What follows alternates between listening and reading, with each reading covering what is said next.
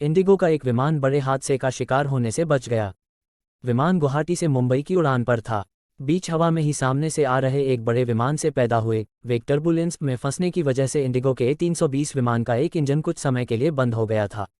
हालांकि जल्द ही सब कुछ सामान्य हो गया और इंडिगो की उड़ान संख्या 66812 अपने तय समय के अनुसार ही मुंबई पहुंच गई। गणेश चतुर्थी हुबली धारवाड़ के ईदगाह मैदान में ही मनाया जाएगा गणेश चतुर्थी का उत्सव। कर्नाटक हाईकोर्ट ने दी अनुमति।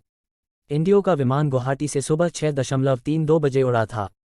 रास्ते में अमीरात एयरलाइंस के बोइंग B777 विमान से पैदा हुए वेग टर्बुलेंस में फंस गया। सूत्रों ने बताया कि कुछ पल के लिए वेग टर्बुलेंस में फंसने के बाद इंडिगो के विमान का एक इंजन बंद हो गया। हालांकि जल्द ही स्थिति सामान्य हो गई और उसके बाद विमान बिना किसी बाधा के अपने गंतव्य तक पहुंच गया। इंडिगो ने DGCA को दी सूचना। Precaution dose. देश में अभी तक सिर्फ 20% लोगों ने ही लगवाई सतर्कता डोज। मेघालय की संख्या सबसे कम। इंडिगो ने इस घटना को लेकर कोई आधिकारिक बयान तो नहीं जारी किया, लेकिन नागरिक उड्डयन महानिदेशालय DGCA को इसकी सूचना दी। इसमें एयरलाइंस ने कहा कि विमान या यात्रियों को किसी तरह का नुकसान नहीं हुआ है। क्या होता है वेग टर्बुलेंस? वेग टर्बुलेंस एक तरह का हवा का भंवर होता है। कोई भी विमान उड़ान भरता है तो अपने पीछे हवा का दबाव बनाते चलता है।